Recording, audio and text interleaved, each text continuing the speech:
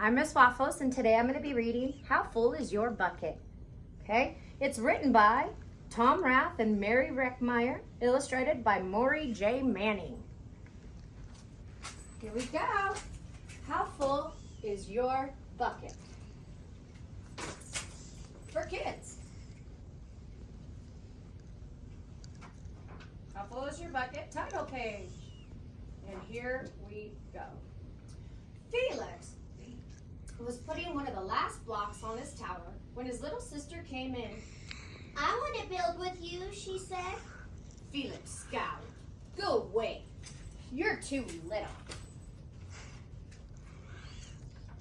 Grandpa! Grandpa shook his head. Felix, you just dipped from your sister's bucket. Like everyone else, Anna has an invisible bucket. When it's empty, she feels bad. But when it's full, she feels great. Didn't you ever notice your own bucket? Invisible bucket? Sometimes Felix couldn't quite tell when his grandfather was joking.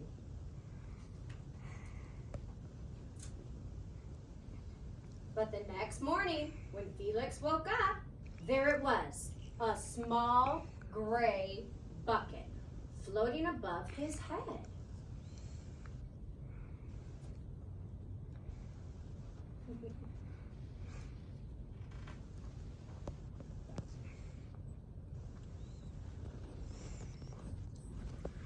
When Felix came down to have breakfast, his mom was in a hurry. I've got a meeting this morning, and it's almost time to go.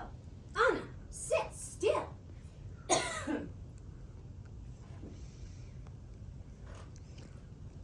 Felix slipped, and choco wheat scattered across the floor. Felix, yelled his mom, you should have used the stool to reach that. Felix could feel his bucket tip and big invisible drips spill out.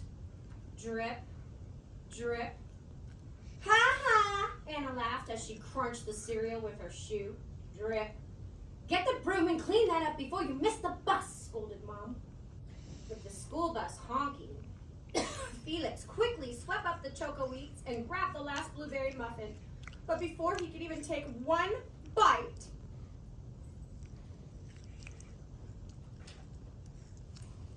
Buster jumped up and grabbed the muffin from his hand. Drip.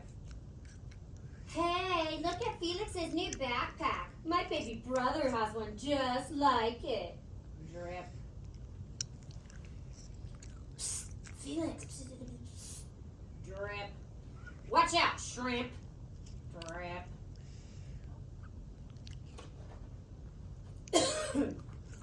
It was still morning, and Felix's bucket felt almost empty.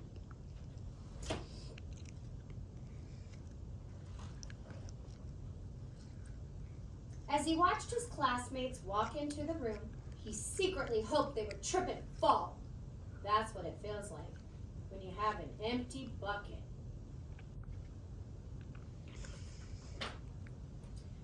Felix slumped into his seat and waited for something else bad to happen. Mrs. Bumblenickel walked slowly up to his desk and handed him a paper. He could hardly bear to look. Felix, you wrote a wonderful story. Would you please share it with the class? Felix grinned and felt a big drop land right in his bucket. Drop, drop, plop, plink, drop. The giant, Ganton Torres, who wanted a pet by me. Felix. The class grew quiet. They laughed at all the right places and oohed at all the scary parts. When Felix finally read the end, everyone clapped. Even Emily, who sat next to him and didn't usually like dinosaurs. Felix felt a whole shower of drops land in his bucket. Maybe the day wouldn't be so bad after all.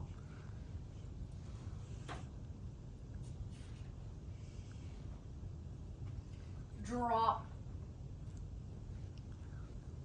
Team captains today are Veronica and Felix. Drop. Nice cow. It's a dog. Well, nice colors there, Felix. Drop. Cool laser ant backpack, Felix. Drop. By afternoon, Felix's bucket was nearly full. At recess, when he looked around, Felix suddenly realized that his grandpa was right. Everyone else had a bucket too. Drop, drop, let me help you.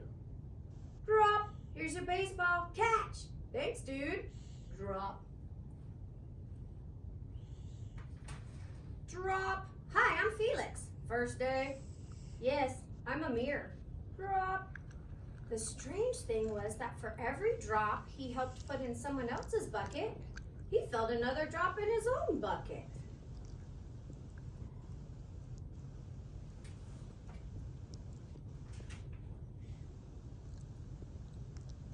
When Felix burst in the door after school, he shouted, "You were right, Grandpa! I do have a bucket, and I understand how it works." Then he saw Anna's torn doll. "Bad dog," he almost scolded.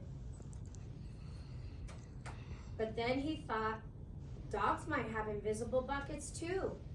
"Your doll will be okay, Anna," he said. "Mom will fix her." Whoa. Until then, do you want to help me build the tallest building in the world with my blocks?